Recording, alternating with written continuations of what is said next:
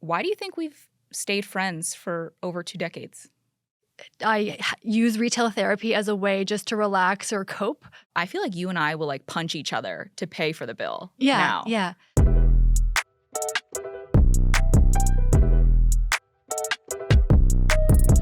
What's up, rich friends? Welcome back to Networth and Chill with me, your host, Vivian 2, aka your rich BFF and your favorite Wall Street girly. And in season 1 of Networth and Chill, I would alternate interview duo versus solo episodes for the podcast.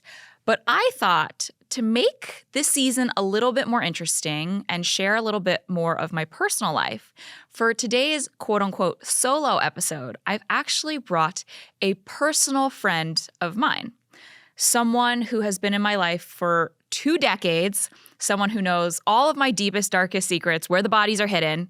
But this is where we're going to start today.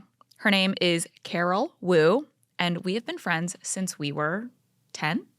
Yeah, 6th grade, however old we are then. We were young. We were super young. And today we're going to talk about money and friendship. And we're talking about the best kinds of friends, the worst kinds of friends, and pretty much everything in between. But before we start, I do want to tell a quick story. And Carol actually knows this person. But I had a friend at one point Venmo me like $8 for light bulbs for her lamp because she said, and I quote, "You also get to enjoy the light." And I am tired of friends Venmo charging each other 30 cents for breathing in each other's direction. And I feel like today is a good chance for us to talk about friendship and money. What do you think? I love it. Amazing. So first off, I definitely blackmailed Carol to be here today, but I want to just ask, what was your earliest memory of money? And I'll tell you mine. I think my earliest memory of money was when I was little, and I think it was a period where my parents were going through not financial trouble, but I think they were just trying to make sure that they could make ends meet.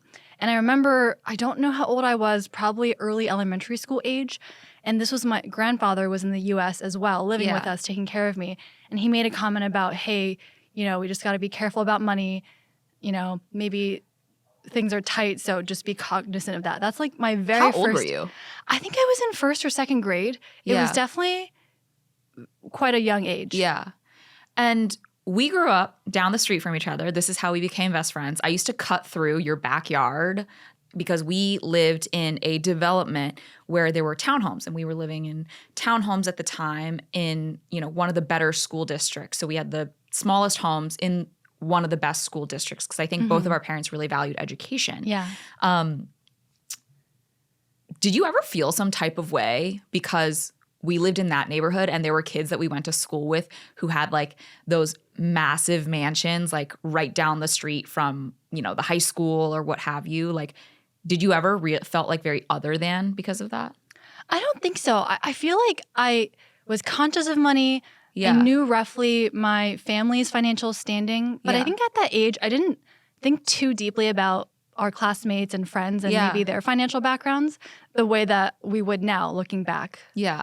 Did you guys talk about like money in your home a lot? No, because never. My parents would always be talking about money. Really? Yeah. And I'm shocked yours weren't. No, we don't talk about money. I think even to this day, obviously I know more now because we're all adults now, but I think in my family it was unusual to talk much about money other than, hey, we should always be conscious and we should save. But not so much about where do we stand or how do we think about budgeting. It was always just save your money. Yeah. Don't spend it if you don't need to. It's so Chinese. It's so Chinese. And like when things would start to like pile up, whether it was like your spending, as like a kid, I remember we used to go to the mall, right? Did your parents ever like say anything to you about that? Like when we would go shopping? No, but I think it's because when you think about me now, I'm such a consumer. Oh. I don't think I developed that habit though until I started earning my own money. Yeah. I think as a child, I would just take my mom and dad's cue about when to spend, whether it was back to school clothing or school supplies. I don't even know. You were good about that. I wasn't. It's actually quite a role reversal, don't you think? Yeah. But I think it's because of my upbringing. At least this is my own self-reflection, that I think I'm such a consumer now, and I use retail therapy as a way just to relax or cope. Yeah. Because of the way that I grew up. Yeah. Because I feel like I was very good about it as a child, but as soon as I had my own Yeah. money, my own budget, it almost feels like out of control or on a spree sometimes. I'm on a shopping high. Can I say, you can't make me better, but I definitely made you worse. What do you mean? When we first met, I felt like you were very like chill, go with the flow. Like I'll wear whatever my parents buy for me. Yeah. And I was like in that mode of like, I want to be like dressed nice. I want to look like the girls in the magazines. Yeah. And then like we started hanging out more and more and more. And you were like, well, I want to dress that way too. I would come over to your house and you would have a huge haul from Abercrombie. Yeah. No, I'm serious. That's one of my earlier memories of our friendship. Really? Yeah. And then you would go home and be like, I would like to go to Abercrombie. I think I learned about Abercrombie from you. But like, what happened? Because these days, Carol, like your husband texts me regularly and is like, Vivian, she must be stopped. Like, you love to online shop. You love to go in-store to shop. I don't know what happened to me. I hate shopping now. Yeah, when did that change for you? I don't know. I feel like it's just because like when I had like less and less time, I went from like in-store shopping, which used to be like a fun activity, to online shopping. And now I almost exclusively online shop. Like I hate going into the stores because I feel like it takes too long. And then I've wasted so much time. Yeah. But when like you started making real money as an adult and then the floodgates It just opened. popped off. But why? Well, actually, I don't love in-person shopping either, but I really? I don't mind in-person shopping. I'll do it. Yeah. It's not my preferred shopping mode, though. I prefer to have 20 carts open, 20 different tabs, 20 different shopping carts. Just browse, browse, browse. I get influenced a lot, too, based on what I see on social media or different What's like fashion the influencers. most recent thing that you've been influenced to buy? Most recent thing I've been influenced to buy? Okay, nothing. It's not one specific product, but I've been buying more sweaters recently in the last year. I think it's because of a variety of probably social media posts that I've seen. And I was like, I've got to revamp all my sweater collections. I hate all the cardigans and sweaters that I have, got to get new ones. So I've built that up a little bit over the last year. Like the one that you're wearing right now. Yeah. Oh my God. Okay. So this is so humiliating. She just really put me on blast. If you're listening, you can't see it. But if you're watching, you are noticing that I'm in a beautiful oatmeal colored sweater. And it's Carol's because I had a tank top on that I didn't realize was slightly see-through for a podcast. So I am wearing Carol's sweater. And I Sorry will to say, put you on blast. Carol, you have bailed me out of so many, like, both fashion, but also like life emergencies. You were the big sister I never had. Like, honestly, I feel like anytime I come over to your apartment, I take something and then you never see it again. But I think that's nature just working itself out. Yeah. The sweater distribution system. This is mine now, by the way. You're not getting this back. It's great. It's a wonderful sweater. I highly recommend. So I want to talk about, how money changed for our families once we kind of got into high school. I don't know if you like vividly remember this as much as I do, but we lived in the townhome neighborhood in, elementary, middle school.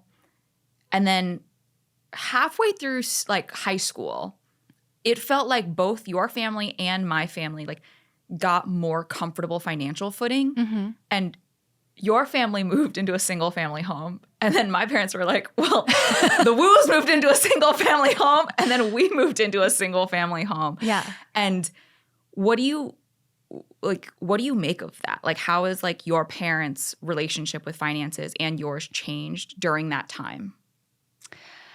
I'm trying to reflect. I don't know if something actually happened because neither of my parents changed jobs. It's not like someone got a huge promotion. Of course, there's promotions or upwards movement over the years, but nothing in particular happened. I wonder if it was just a mental state where they were more comfortable about, okay, like because we were older. Yeah, I'm comfortable now, or maybe there's enough saved up for college or for other whatever Yeah. big purchases that they had in mind. So let's just move. And it was unusual at first. I don't know what spurred it. Yeah.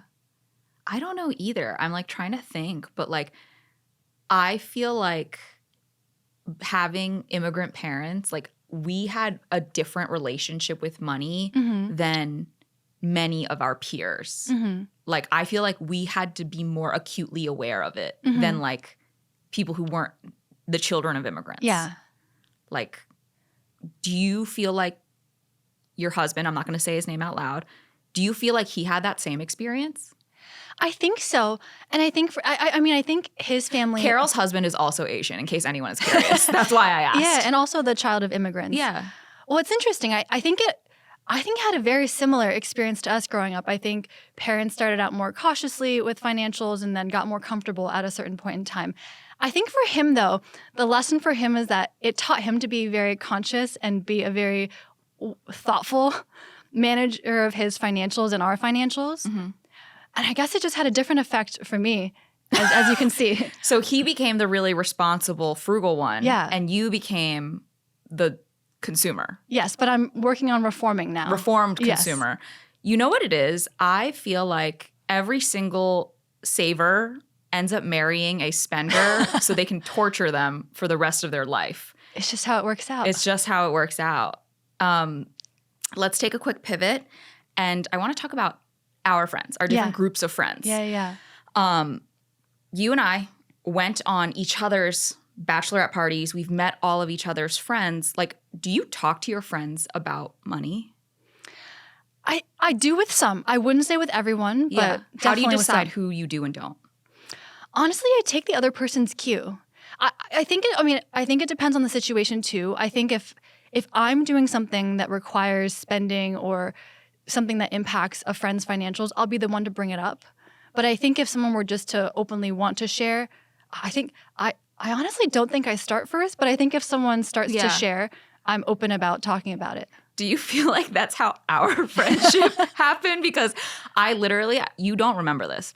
I do. When we first met, I basically was just like, we're friends now. And you were like, okay. But we met selling Scholastic wrapping paper for that school competition in front of, we'll call him Colin's house. Yes. And we were all trying to sell this wrapping paper, and you and I teamed up. And then we sold one set of wrapping paper to your parents and one set of wrapping paper to my parents. For a whopping total of 2? For a whopping total of two sold, and we did not win any prizes. I think we got like a pencil with like a smelly eraser on it. But like it was just how we became friends. And I feel like I have always been the more eccentric one, and you have been the more stabilizing factor in my life. And that's why my parents were so happy when you became my best friend. I feel like I tricked your parents, though, into thinking. What do you mean? Like, I tricked your parents into thinking that I was like a good influence when in fact I was not. No, but I feel like you helped me come out of my shell. I feel like Yeah. I wouldn't say I'm super shy, but I feel like I kind of like to feel out situations first before I jump in or say something or share anything. Yeah, and I'm like already in the water. I'm like, are there sharks in here? So when it comes to friends and going out with them, because you do this a lot, because I see it on the stories and then I get kind of jealous. But like when you go out to dinner with your girlfriends, Yeah. are you guys splitting the bill, or is one of you picking it up? Because I feel like as you and I have gotten older in our relationship, we used to split the bill. Yeah. But now it's like one of us will pick it up Yeah. and we'll just alternate. Yeah. But like, do you split the bill with your friends or no?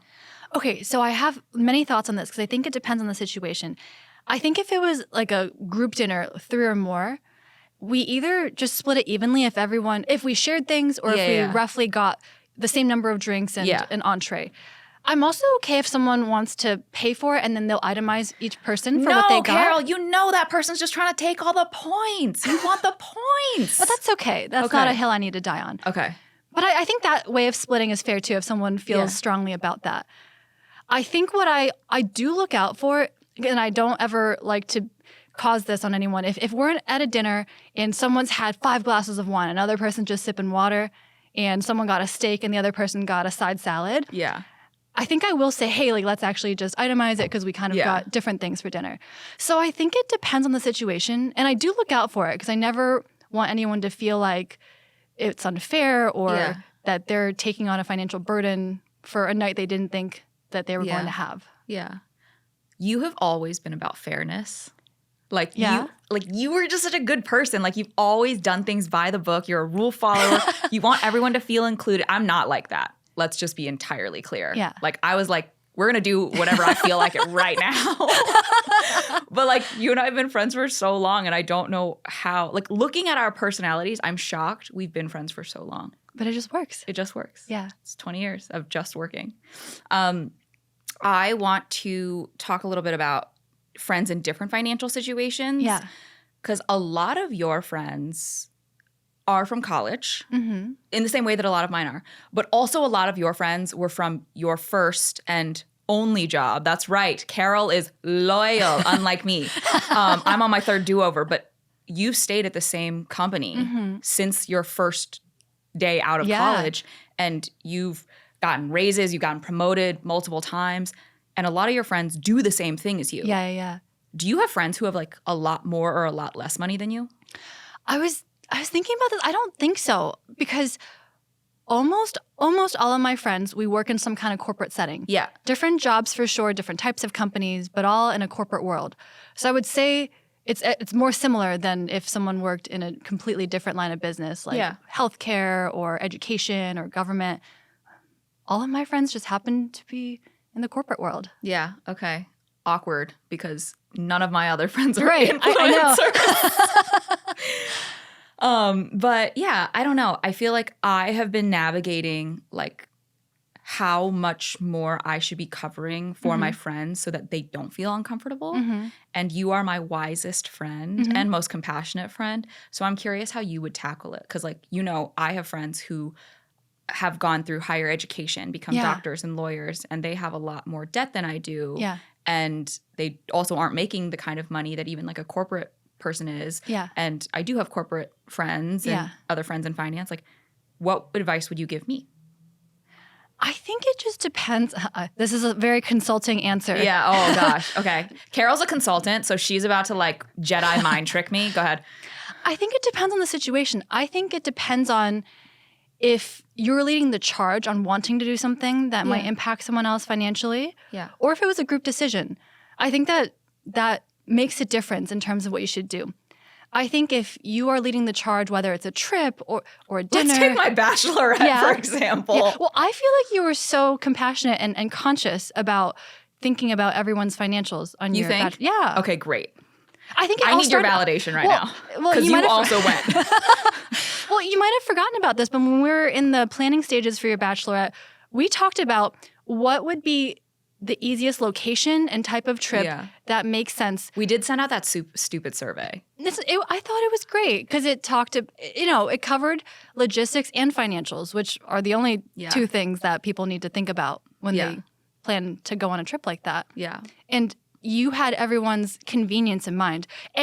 What's a location that's easiest or that everyone agrees is a good location to get to? And 2, like, what are the activities and where should we stay and what should we do that financially makes sense for everyone? Yeah. I don't think we balled out. I think it was a perfect balance for everyone that was there. Shout out Survey Monkey. We sent out a survey that basically was like, yo, which of these weekends works? Which of these locations works? And how much do you want to spend on this bachelorette? Because I recognize it's my bachelorette and not your life moment. So that's a hot tip for all of the friends who are planning any sort of big getaway. It's a good thing to check in advance. Yeah. Wait, quick side story about that. Wait. Well, because of the survey, you know how I also sent out a survey for my bachelorette? Because you told me to, and that was such a good idea. So it's just a full circle moment. Yeah, because I put that survey together for you, and I remember being like, what are all of these people's emails?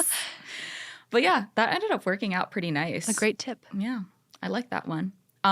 So I know we texted about this, and you told me the answer was no, but I'm going to press you. Okay. Do you have a financial – you're like, what the heck did I get myself into? Do you have a financial friend horror story? Or even, have you heard of one? Have I heard of one? Give me a juicy one. Okay, not that juicy, but interesting. I've heard of couples who are married who keep entirely separate financials, separate savings, separate checking, separate credit cards.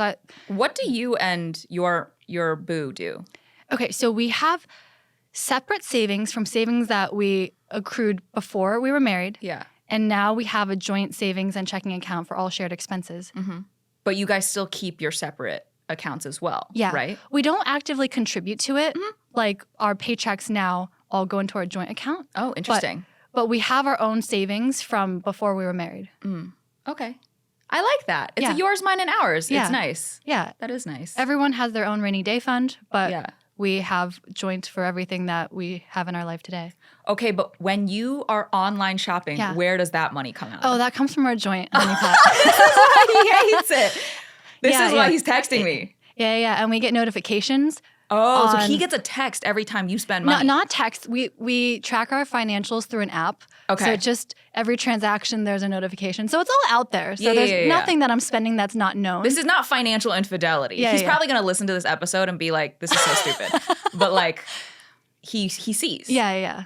And do you guys talk about that when you're like, has there ever been a month where you've just been like so down bad and you've spent so much money and he's come to you and been like, Carol, what are you doing? Well, I feel like I've been more reformed. I'm very good at, I always declare my intentions before I do something. So I put it out there and there's a chance for the answer to be no. I might still do it, but I at least put it out there. Wait, what do you mean by that? Hey, I'm going to buy this. So you announce. Yes. And then he's like, don't do that. And I might still do it, but I will always announce. Carol, I don't know if that makes it better.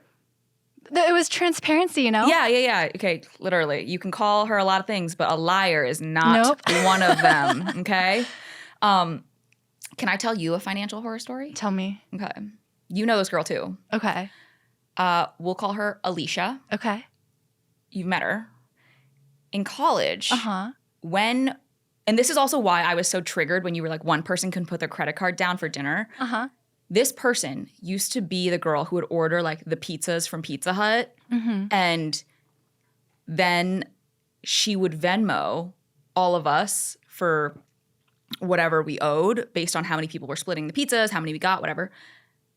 And we started to notice that she would round up to either the nearest dollar or the nearest like 5 or 10, like an even number. Yeah. And we would pay her for that. But then at one point we realized she was spending less and charging us more and cutting like a commission essentially for being the one to order the pizzas. Like delivery tip? Yeah, I don't understand like why she did that, but like if that was you, again, because you are my wisest friend, how would you confront that situation? I just stopped being friends with her because like I didn't know what to do. Cut ties. Yeah, I literally was like, okay, we're not friends anymore. I mean, it might be, cut ties worthy, but I would just ask someone about it. I'd be like, hey, I thought the pizza was $25. How is it $40? Yeah. Why are we spending more? Yeah, I think like that was one of many things, by the way, that we did not like about her. But like, it just makes me laugh looking back on that. I'm like, why did we keep letting her be the one to order the pizzas? Do you know why she did that? I don't. Trying to make a profit off friends? I don't know if she was trying to make a profit. This was also somebody who like, if she wanted to go out and one of us didn't want to or couldn't afford to, she would give us a hard time. But then like if we all wanted to go out and she couldn't afford to because she had spent a lot of her money on something else, like she would like try and convince us not to go, which I think is like a marker of a friend who like doesn't want the best for you. Right. So I think that was frustrating in itself. Yeah. But I don't know why she did it. Like we don't talk anymore. Right. And she doesn't talk to a lot of the other gals that were at the wedding. And like, I just don't think we have a relationship anymore. But that was like both financial and also just like how she treated some people and spoke to people. And, I think it was indicative of a larger issue. Totally. Yeah. Okay, so we're going to play a fun game now. Yeah. Because you know me, I'm always about them games. I love it. Let's go through a few money scenarios and you let me know how you would respond. This is Carol's best advice hour. Okay. She is, again, the most compassionate person I know. Scenario number 1, the group gift. So we're all chipping in for a friend's birthday or special occasion, and one person suggests a really pricey gift. And we love the idea, or let's say you love the idea, but you can't afford it right now. Yeah. How would you respond? I would text that person. Okay, I'm assuming this is a very close friend. And I would just text them and say, hey, I didn't plan for this. How about these other ideas? I think so-and-so would like these gifts as well. And I think I would also take this as a lesson learned that if I'm organizing a group gift, I think it's always nice to ask everyone what range they're comfortable spending. Because you never know, like even if on the surface you feel like everyone's on the same financial standing, I feel like you never know what's everyone's financial circumstance, if they're saving for something, to buy a house, a major purchase, or just things that you may not be aware of. I think it's always a good practice just to ask everyone, like no matter the situation, even if you've asked them the same question 2 months ago for a different friend's birthday, just ask them, hey, what are you comfortable spending? Yeah. Before you throw out ideas. Communication is key. Absolutely. Key. Okay, scenario number 2, the expensive weekend getaway. Bachelorette parties. So you get invited to a super bougie weekend trip with your friends. It's not in your budget. What do you do? And on the flip side, what if it's you who wants to go on an expensive weekend trip and not everyone can afford it? What do you do in that case? Okay. So I think in the first scenario, if I'm invited to a trip and I can't do it, I think if everyone else in the group is down, I don't want to cramp their fun. So I think I would just bow out and I would feel sad, but at the same time, I feel like it's better for everyone. If the majority is already down and it's in their budget, you just bow out. Don't necessarily have to explain. Maybe just say like, I can't make it this time, or I'd love to join, but right now is just not the right time. So please include me next time. Yeah. I also like the idea of like afterwards being like, but I am available on this date. We should all get together and do pizza and a movie or something. Totally. Yeah. So it's not like you didn't want to hang out with them or you didn't like the idea of it. It just wasn't the right time or place for you or financially for you. Yeah. I think if I'm the one if I'm the mastermind behind the weekend, I think it depends on for what. If it's just a girls' trip and it's not my bachelorette or like some type of, once in a lifetime type of occasion, I would be open to discussing. I'd probably ask everyone first what their budget is. Yeah. And what they're down for. So I would be open to negotiating. Now, if it's a different situation, like it's my bachelorette and I have a dream destination, I just have a dream vision, I think I have to make the call. If I really want all the girls there on my bachelorette as an example, I think I would help out financially. Yeah. If it was important to me that everyone was there. Yeah. Or the reverse is kind of what you did for your bachelorette, right? You can take a group consensus too to kind of find the happy medium that works for most. Yeah. Okay. Love that.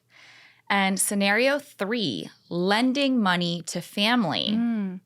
I don't think so. Carol has a sister, but I was her maid of honor, so let that speak for itself. No, I'm just kidding. She's not going to hear this. It's fine. But say your sister asks you for money. Yeah. Do you give it to her? Okay, I think it depends on the circumstance. Is it for something fun or leisurely, or is this like a dire life situation, like I can't pay rent, or are the answers different for the two? Yeah. Okay. I think it's circumstantial. Yeah. What if she says, I want to start a side hustle. I want to start like a photography business or something. Yeah. In that case, it's not dire, but it's also not like, I want a new pair of like, designer shoes. It's not frivolous. Yeah. What would you say? Okay, this is a consultant to me coming out. The answer is yes, but I want to hear about the business plan and business model and how you plan to become profitable. Because I think if that thought has been put into it, then definitely the answer is yes, of course, for family. But if it's like, I don't know, I just want to throw some money at it just to get started, I might question and say, well, maybe you got to think through your plan for your business first before I lend money. Yeah, that's a good answer. But also you're going to be so annoying when you have kids and they're like, I want this, Mom. And you're like, are you going to make a PowerPoint and explain to me why you deserve it? Absolutely. Yeah. Teach them young, right? Teach them young. You got to start those PowerPoint skills early. Got to know how to make your business case. That's right. Okay, so let's pivot out of the game. Yeah. I want to talk a little bit about your career. You have stayed in one role since I've known post college, like what you have done for a living. I still don't know what you do for a living. I barely understand. I did, however, go to a work event with you. Yes. You were my date to a gala. To a gala. So it was a lot of fun. And everyone recognized you. So you were the star of the hour. Oh my gosh. Always blowing up my spot. You're so funny. What made you want to just stay there? Like, especially given that I am your best friend and I'm constantly telling people, get a new job, like job jump, demand more. Like, what made you want to stay? Okay, so I think the interesting thing about consulting is even though you are a career consultant, because our work is very much project-based, it does end up being different experiences. So when you rotate clients or if you rotate roles, even if you're on the same client, it almost feels like it's a new job, honestly. Yeah. I get first day of school feelings when I change a role. Do you? Yeah. It's like a new job. Yeah, it really is. Sometimes it's an entirely new team. But what if the team sucks? I mean, you certainly have projects that you liked better than others. Yeah. You have to. Yeah. I mean, I think you make the most of it. I think if you're not happy because of the project itself or the people that you're working with, I think you give it your best shot and kind of as soon as it makes sense to move on to the next project, you do. Yeah. And then if you enjoy it, I think I soak it in and I stay for longer. Oh, nice. Okay. I didn't know that you had like that kind of flexibility, that you could just be like, oh, I want to be on this versus like, you're assigned. I mean, it's a little bit of both. Yeah. Yeah. Because I mean, honestly, in consulting, network really matters. So a lot of times we end up working with people that we know or they pull you onto different projects or different roles. Okay. And into kind of the like life stage that we are in. I got married this past June. You were my maid of honor. You got married the May prior. And I was your maid of honor. Like, talk to me about wedding planning, spending money on that, because I know you were the baller there, and Charlie was just like, I have to go. Oh, wait, shoot, I shouldn't have said his name. Do you want me to go back and do that, Carol? That's fine. Oh, you don't care? Okay, great. I've been hiding his name the whole time, but it's fine. So Charlie was the saver, and you were the big baller, I'm assuming, when you guys were planning your wedding, right? Well, we had a budget. We did overspend, but not crazy from the budget that we set. Okay. Yeah. And how did you guys come up with that budget? It was all thanks to our wedding planner. Oh, really? Yeah. Because the process all started with, hey, what's your total budget? And she kind of recommended how much you should be spending in each vendor category. Yeah, so she helped us manage it. Oh, that's amazing. My planner basically was like, yeah, whatever you want. And then the number ballooned. And I spent way more than I had anticipated. But that's wonderful. And like, do you and Charlie these days talk about money often? Yeah, all the time. I think he has made me for the better because Charlie makes me think about, hey, it might feel good to spend in the moment, but here's, if you buy all this clothing this month, it means we can't go on a trip. Or okay. That's the opportunity cost. Yeah, exactly. So he helps me put into perspective. And I feel like as I've matured and become a fully formed adult, I have taken it in, and I feel like I am more conscious. It's not to say that I don't go on shopping sprees. Yeah. Especially if I'm feeling down. But she can never afford to feel sad. Oh my gosh, truer words have never been said. But I do think I'm better about it now. I think before I would just, the thrill of hitting checkout, pay now, confirm. Wow, all three. That was great, but now I always give it a second thought and I ask myself, do I really need this? Yeah. And I also, I've tried to live more into the buy nice or buy twice mentality. Oh, explain this to me. So I feel, so this goes back to when I started earning my own money. I feel like I was just really obsessed with volume, just buy all the things, all the variety. Maybe not the cheapest thing, but also not the best quality things. Yeah. But I feel like now I'd rather spend more on one nicer thing than to buy 3 or 4 lower quality things. And I'm talking about clothing. Oh, okay. Yeah. What other things do you like to spend on? Like, what do you guys like to spend money on together? I think our biggest spending categories for me is shopping. And then together it's travel and dining. Probably Probably more on well, I think travel and dining come together when we are traveling. We'll go big on dining. And then when we're at home, though, we're pretty good about it. We don't dine out too much because we like cooking at home, too. Yeah. So can't relate. I mean, what about you? I mean, we spend all of our money on travel. Yeah. And all of our money on dining out. Like, you know. Yeah. Just like you guys. But the problem is our DoorDash bill is also astronomical because we oftentimes like are splitting time in different places. So it's not really effective to cook for yourself, to buy groceries. Because by the time I finally get around to using that bag of spinach, half of it's like moldy. Yeah. And I can't get through an entire thing of ground beef or like ground turkey in a certain amount of time because I'm only here for 3 days, then I'm going somewhere else. And it just gets kind of hard. I mean, we did like I love a meal kit. Like I love a HelloFresh. I like doing something that's like fun and already pre-portioned for you, but then I don't have to worry about buying. Yeah.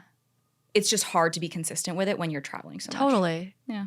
I can relate when I'm traveling for work. Oh, yeah, because you travel every single week as a consultant. Not anymore. Not anymore, okay. I have, but I still travel. Yeah. Just not every week. And when I'm on the road, it's always eating out. Yeah. So I can relate. Yeah. So let's pivot into kind of the last big question that we will discuss in today's show. And this is a big one that has stemmed from my psyche as a child and being friends with you. Yeah. The comparison game. Whether it was that one math teacher who shall not be named who would hand us each other's tests or our parents, because my parents would always be like, oh, I bet Carol got 100 on this test. And when I got like a 98, I'd be like, no, she didn't. She also got a 98. But like, I feel like I have been compared to you for a lot of my life. And what are your views on like the comparison game between friends? Okay. I'm split on this because I think it depends on if the comparison makes you for the better or if it makes you chase after or aspire for things that weren't meant for you. So I'll explain. That was kind of woo-woo. Okay, go ahead. Okay, so I'll explain. I think if you're surrounded by high-performing, high-achieving friends and they challenge you to do better, right? Yeah. And they challenge you to do something that you didn't think you could or to study harder because that will drive you to get a better grade too. I think that's not a bad thing per se. I think when you're surrounded by role models like that, like everyone just builds each other up and then everyone ends up for the better. Yeah. I think if you're comparing yourself to others for things that they have or experiences that they have that don't make sense for you or isn't, if it's like, especially if it's like a material possession, right? Like so-and-so has so many beautiful clothes and bags and shoes and that drives you to try and like imitate their lifestyle, even if maybe you're not in the same financial standing. I think that's no good. So I think it just depends on what you're comparing yourself to others for. I like that a lot. I also find that like what frustrated me about comparing is I never did it. Like I don't feel like you or I ever did that in our heads ourselves. It was always from another source, whether it was teachers or parents or what have you. And like as an adult who like is not influenced by teachers or my parents as much, like I don't actually notice myself doing that with friends anymore. And it's like a lot more like calming because I'm like happy that everybody's shit is going right. Yeah. You can just be happy for each other's successes, right? Yeah. Because there's space for everyone. Yeah, there really is. Yeah. And I feel like one other thing that we talked about a little earlier is like now that we are both in like a financially stable position, like when we go out, I feel like you and I will like punch each other to pay for the bill now. Yeah. Oh, yeah. Okay, so I didn't really answer this question earlier, but if I'm with friends one-on-one, what we do, I do think that as we grow older, it's kind of like, I'll get the bill this time. And then it's not like a mental tit for tat, but you'll just recall next time you got to dinner, oh, Vivian grabbed the bill last time, let me grab it this time. I also like, if I have friends visiting, and I'm hosting, and let's say whether they're staying with me or not, I also like to grab the bill sometimes too because they traveled out to come see me or spend time with me. So I like to do that. I mean, it's not like a hard and fast rule, but I generally try to do that. Yeah, I love it. You always give such good advice to me when I'm down my lowest. I mean, I even remember the time that I got home and realized that I had forgotten my house key. And I was sitting outside in the rain and I called you and I was like, Carol, come get me, please. It's raining. And you drove all the way and got me even after our families had moved. Yeah, yeah. And then I went to your house and it was nice and dry. And I got into your clothes and then stole them again. So to kind of wrap up our show, I want to get your POV on why do you think we've stayed friends for over 2 decades? I think we complement each other well. Our energies complement each other well. Was that woo-woo? No, yeah, that's very woo-woo. But you've always been more woo-woo than I have been. Like, yeah. You're not like collecting rocks or like crystals or anything, but like. Yeah. And I think, and this is something that Charlie pointed out to me too, just kind of who we surround ourselves by. I think life is more interesting when you're friends with people who are different from yourself. How fun would it be, or not fun would it be, if everyone was just a clone, right? You thought the same way, had the same opinions, did the same thing. Yeah. I mean, that's not a bad thing either, but I think variety is the spice of life. Oh my God. It's like a personal self-help episode. Okay, so to close us off, I will ask you one final question, and Charlie's going to hate me for this, but what is one thing that you have been eyeing to purchase in the next month or so? Oh, next month or so. Okay, so we're currently in austerity saving mode. Okay. Because we have a lot of travel coming up next year. So Charlie's been reminding me that every piece of clothing that I buy means that's one less thing. Yeah, or that's the opportunity cost or decrease in budget that we can spend on our trips next year. But I am eyeing some jewelry for my birthday. You answered that so quickly. You were like, it's austerity mode, but... Yes, I am eyeing some jewelry for my birthday. I love jewelry. So... I can't wait to borrow this jewelry and never give it back. No, I'm just kidding. You can borrow. You know, I try to do the reverse. I try to have you take stuff back to your place, but then you never do. And you're like, Charlie will be mad if I come home with your stuff because we're trying to get rid of my stuff. Exactly. But sometimes I do ship you stuff without asking. Just a little treat. Oh, the treat that you recently shipped me, I unpacked it all recently. Well, as in it's been unpacked, but I took it out of all the boxes and all the wrapping this weekend, actually. It was very, very soothing to unpack it all.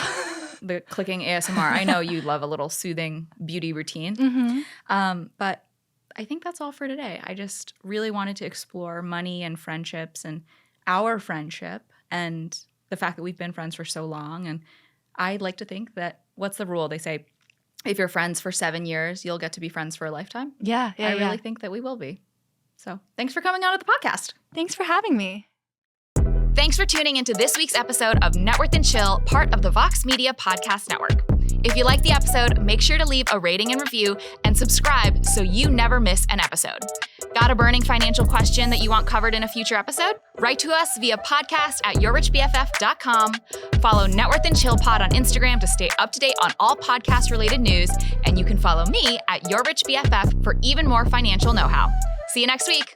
Bye!